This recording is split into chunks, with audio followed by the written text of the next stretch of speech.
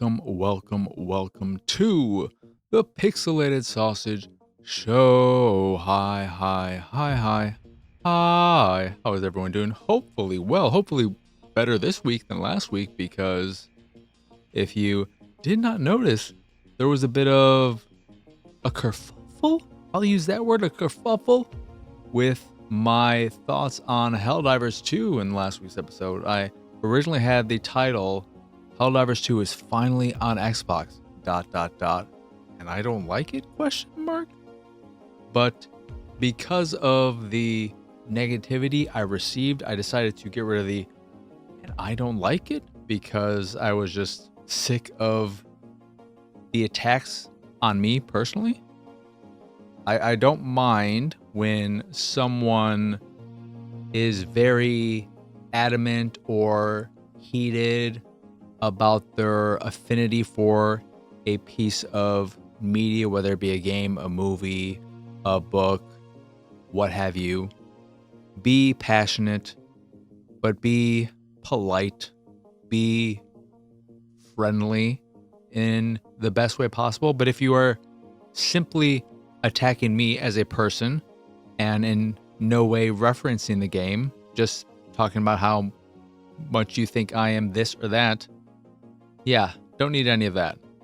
And I deleted those comments. I will fully admit I have nothing against deleting comments that serve no purpose other than to spit vile at me. You can talk about how I don't understand the game, or I should do this to be better at the game, or what have you, blah, blah, blah, blah, blah. I don't care. Talk about the game, fine. Have your opinions about the game. Disagree with me, sure. But leave it focused on the game. But another thing that annoyed me, frustrated me, is the common assumption that I don't know where it comes from, that I in some way was reviewing Helldivers 2. I in no way and at no point said, hey, this is my review of Helldivers 2, or I am reviewing Helldivers 2 right now, or here is my final score on Helldivers 2. I gave it a 2 out of 10 to go along with the 2 in the title. No, it was my first impressions. I was very clear. Well, not even, I'm always pretty clear in that these are my impressions. This is an impressions podcast. That's what this podcast is about. My first impressions with games. I never call anything I say here a review, because they're not. If you want a more deep dive type of review, that is Attack the Backlog, where I go into my backlog, play games to completion, unless there's something that really pushes me away from a game. If I find something and I just can't keep playing it, I will maybe make an episode for it, or just not bother making an episode, period. So that frustrated me and disappointed me, because I just don't know where people get that idea.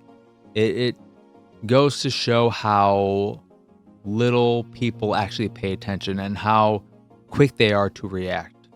They see a title, react. They hear a minute, react. They don't listen through or don't pay complete attention. They hear one thing and boom, their brain turns off and their focus on it doesn't turn off. Their brain then switches over to, I need to respond to this one little thing that I picked out, and I have to therefore comment about that. So that is disappointing. But what that episode did is make it so that, and I don't need more people, I doubt anyone who had any kind of feelings regarding that is listening to this episode, unless they're a masochist or a liar. A liar in the sense that there were comments that said, oh, I listened for 5 seconds and I'm never listening again. You're an awful, abysmal human being. you should never do this ever again, blah, blah, blah, blah, blah. I'm assuming they're not going to show up for another episode, and I'm perfectly fine with that. In fact, I'm glad about that. We don't need to be friends, and we never will.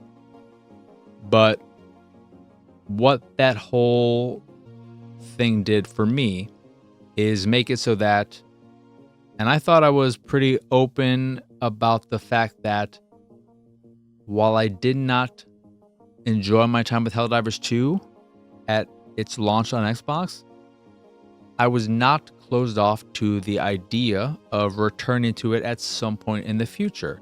And I was about to return to the first game, which I remembered really, really liking, that following week. The episode went up on Friday, and I was planning to check out Helldivers 1 on Monday. But all of the negativity surrounding the episode made it so that I have no interest in engaging with the Helldivers community, the Helldivers games, or anything related to Helldivers, maybe ever. Potentially at some point, I'll return, but for sure in the immediate future, I have absolutely no desire to ever return to Helldivers anything, because I had such a negative time dealing with the negativity of that episode. So, yeah. If you are listening to this and you're a fan of Helldivers 1 and or 2, no need to try and convince me otherwise. I've made my decision about my returning to it, or lack thereof. And 2, that decision in no way affects your, and shouldn't affect your enjoyment of the game. Another point to put a period on this and get on to what I've been playing this week, which isn't too much because guess what? I get affected by stuff, and the Helldivers 2 shit did bug me and lingered into the week. And then I played another game that I wasn't enjoying so much. But another thing that always frustrates me in situations like this is the fact that so many seem to, when they hear someone talk negatively about something they like, they don't see it as, oh, this person doesn't like what I like. They just have a different opinion. No, they don't like what I like, and therefore they're not liking something I like means they're saying it's bad for everyone, and I am bad and wrong for liking it. No. Me not liking something, in this case Helldivers 2, doesn't mean I think it's bad for everyone. It means I think it's bad for me because I didn't enjoy it. So I found it to be bad. Does that mean it's wrong that you enjoyed it, or you enjoyed it, or you enjoyed it? No. We have different opinions. All of us, each and every one of us. Guess what? I think Super Mario World is a bad game. Do I think it's a bad game for everyone? No. Do I think the people who like it are wrong? No. I just don't like it. And I don't understand how others can think of it so fondly. I think Mario 64 is an even worse game. But clearly, the vast majority of people consider both to be some of the greatest games of all time. Not me. And I grew up with them. I'm an older person. So I have, or could have, the nostalgia for them. I don't, but yeah. It's just all frustration all the time. Anywho, though, I have played some games. The Attack the Backlog game for this week was another Crab's Treasure. Another Crab's Treasure. You can check out the archives of that if you want, or wait for the eventual Attack the Backlog episode. Spoilers, wasn't super fond of it. Quite disappointed. In fact, I was really looking forward to it. But I beat it. And I don't know what I'll play next. Maybe South of Midnight. But what I played this week are Vlad Circus, Curse of Asmodeus, Best Served Cold, Makis Adventure, and Sphera. It's all caps SF, the number 3 RA. Vlad Circus, Curse of Asmodeus, is a point-and-click adventure game. Well, not point-and-click. It's an adventure game, like a point-and-click adventure game, but you have free movement, so you're moving your character around this environment, which is an abandoned hospital, I think, that has a lot of nuns working there. So maybe it has something to do with a nunnery, and they are torturing and experimenting on people, I think, maybe, in order to try and find the parasite of Asmodeus and destroy it before it can destroy the world or some crap. I learned after the fact that this is a sequel to an earlier Vlad Circus game. Well, it serves as both a sequel and a prequel in the flashback portion of the game. And in the hour and a half or so I played, it was fine mechanically. It lacks some things that might be a necessity for certain players, like a button that will highlight every interactable object in an environment. So if you are stuck and you don't know what you haven't interacted with, or if something is interactable, there's no button to highlight everything. There's no hint or clue system of any kind. So you are on your own if you get stuck, or of course, go seek out a walkthrough. So that is a little unfortunate. I think every adventure game of this nature should have some kind of clue or hint system to make the often, what is the word I'm looking for, but to make puzzle solving easier for those who struggle with these types of games. People who may enjoy the art and the story, because typically games like this have decent stories, and the story here is all right. But I felt like I was missing something, and I think what I was missing was playing the first game. So, long story short, I do think, well, based on what I played, it's solid. It's rather linear. It can be a little tricky figuring out exactly what you have to do to get to where you go next, but there aren't that many options, so you can basically brute force it. There's a kind of cool mechanic where you go into these dark rooms, you light a match, and it will reveal something like a light switch or some other object that you can interact with, and that'll allow you to open up the space and progress further. But I think it's best for people who've already played the first game, or if you might be interested in the story, which in this game you are playing the brother of, I think his name is Vlad because of Vlad's Circus, but you're playing him, and in the flashbacks you're finding out, I guess I shouldn't spoil the story, but you're finding out what led up to the events of the first game, and then in the present time you are dealing with the aftermath. You're not really interacting with a lot of characters or any kind of monsters so far, but there is a contextual run button. I know that, and at some point I will need to run, but all I've been doing a lot of is kicking rats. A lot of kicking rats. But that is Vlad Circus. Decent, perfect, middle of the road.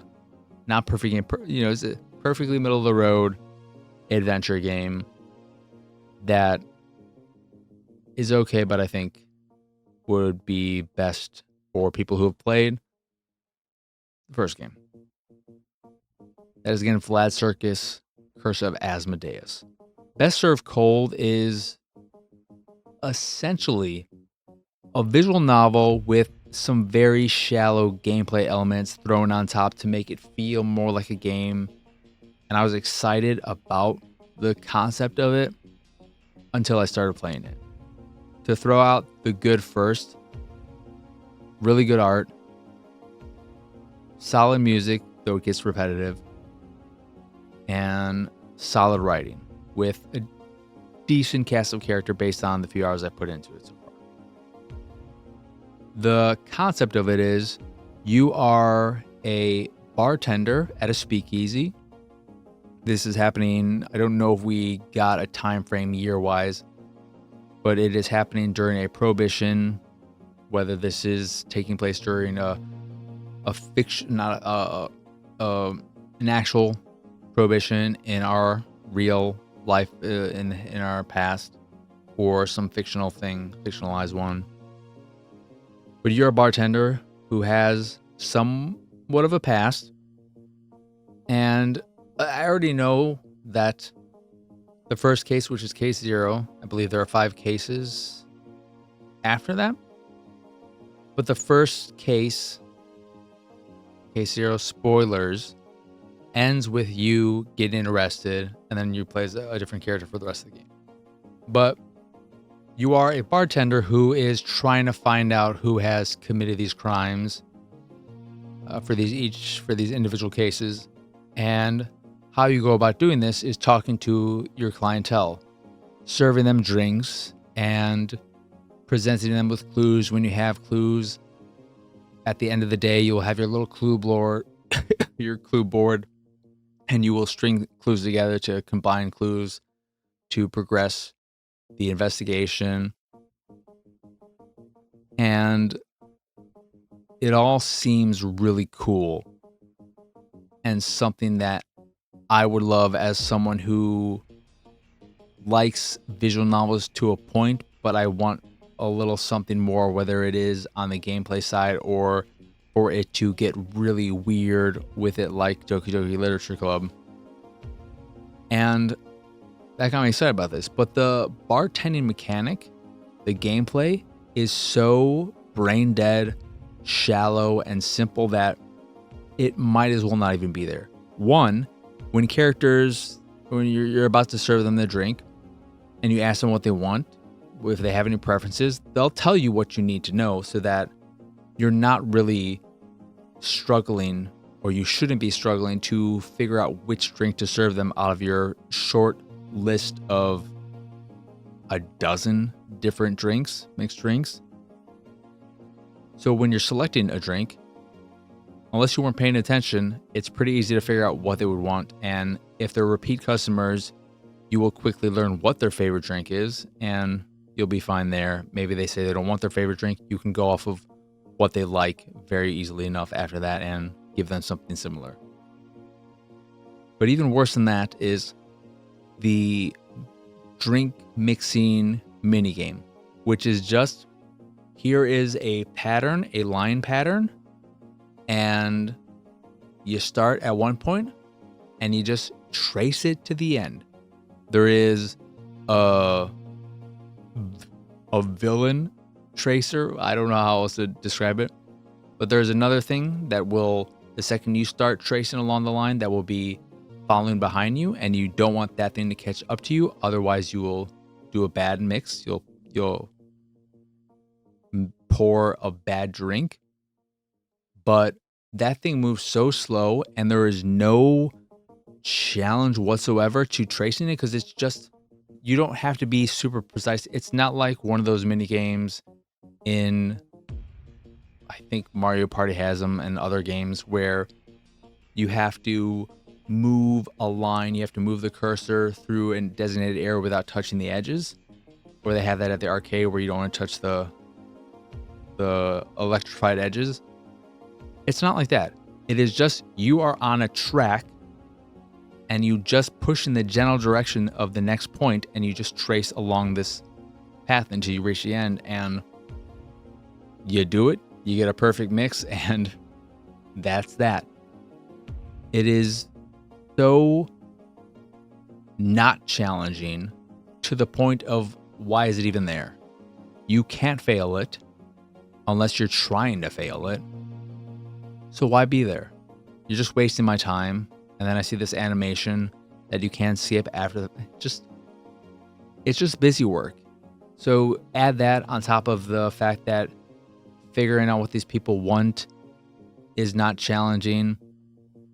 The clue system is a little, I wish it was a bit better, but all of that makes it so that I wasn't as engaged with the game and the story and the cases I was trying to solve, which is unfortunate because in a rare instance, I think the game would be best served if they removed some of the gameplay elements, if not all of them. If it was just a straight visual novel where, even if it was just a straight visual novel where it still had the clue system, but through your conversation, you would learn clues and then you would have to put them together on your clue board between shifts and then take those combined clues when you figure things out and use those in conversations the following day and so on and so forth.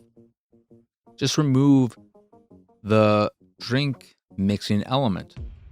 But because it's there and I know it's there and I have to use it, every time I'm forced to make someone a drink, I just feel like, oh, this really adds nothing. And it always takes me out of the experience.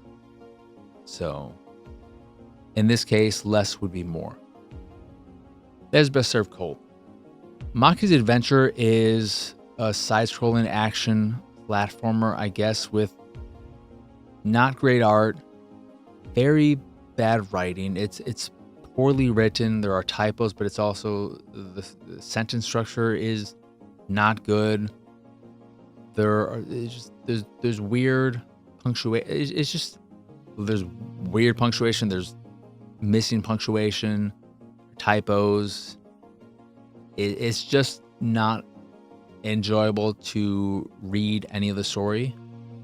You can skip it, of course, but the fact that it's there and it's as messy as it is distracting for me.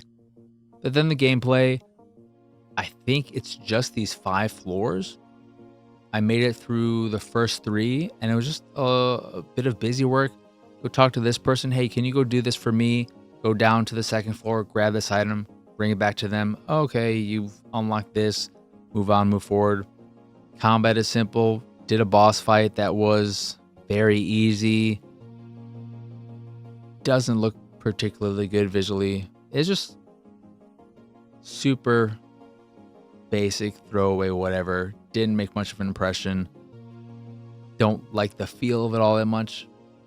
Can't say much more than that.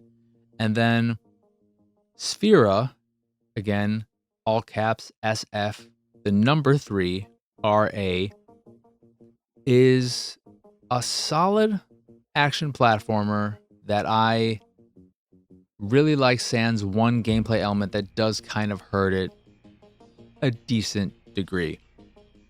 You are part of this, or there is this group of, I can't remember if they're a group of assassins that work with this robot corporation, and you're an assassin who's tasked with taking out 5 robots across 5 different areas. But the way the level structure works is that you have to find 3 keys in order to unlock the door that leads to the end of the level. You can see the full map at the start of every level, and it'll show you where each key is, so you're not just randomly searching the whole time, because the levels are a decent size. But you're just doing that. The game has a really nice look to it. It's a pixel art style, but you are a flat character, whereas there is some 3-dimensionality to the environments in a way that the best way I can describe it is, think about making a level out of Legos, but instead of using a minifig to play in that area, and I'm talking about a flat like ant enclosure, those things that do people even do anymore? But instead of using a minifig to play in your little creative level, you're using a drawing on a piece of paper. So it's flat in this three-dimensional space, so you can see the environment in that way, but it's not. You're not moving around in 3D. It's still on a 2D plane. But it looks good. Has really good music.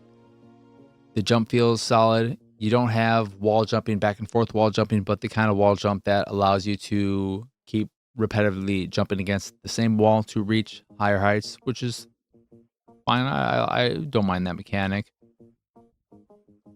But then you have weapons as well, and you can unlock new weapons as you play more and complete more levels, earning currency and certain materials that you can use to craft different weapons.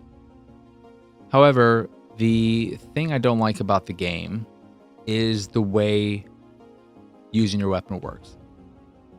So you fire with the right trigger. I'm playing on Xbox, and you aim with the left trigger? I think it's the left trigger. Yeah. Because the way it works is instead of you firing straight ahead when you pull the right trigger, you can only use your weapon if you first hold the X button to pull out your gun. And then you aim it and you fire that way.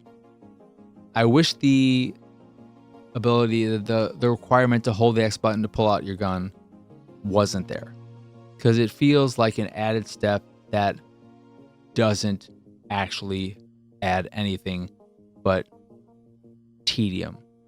And it makes dealing with enemies who are right in front of you annoying, because instead of being able to just fire, if you're running down a path and an enemy's in front of you, you can't just hit the fire button and shoot them.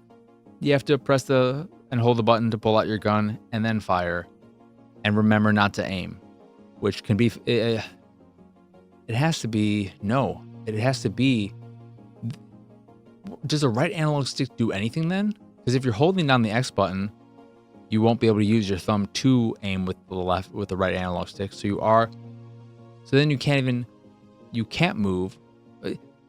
It is just a weird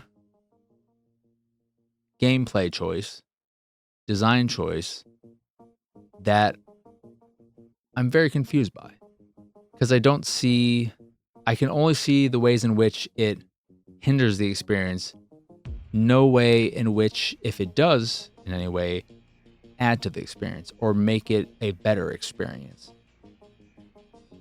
Which is unfortunate, because again, I think it looks really good, sounds good. I enjoy the way it feels outside of that. When you use your weapon, there's some slowdown when a lot of stuff is happening on screen, but there's a nice reaction from enemies when you hit them with, you start off with a shotgun. There's a nice satisfying explosion and little pixels that come out when you kill an enemy. So there's satisfying action. The word I'm looking for, the thing I'm looking for is escaping me, but that is satisfying. It is just the fact that in order to get to that point, you have to hold a button to pull out your gun, then aim with your movement stick and fire. That feels like it's constantly halting the momentum of gameplay and combat by adding that extra step that, again, adds nothing to the experience. But that is, again, Sphera, worth checking out. Maybe if that specific gameplay element doesn't sound like it would bother you, I would definitely recommend checking it out, because I had a good time with it. And that is, again, Sphera SF number 3RA.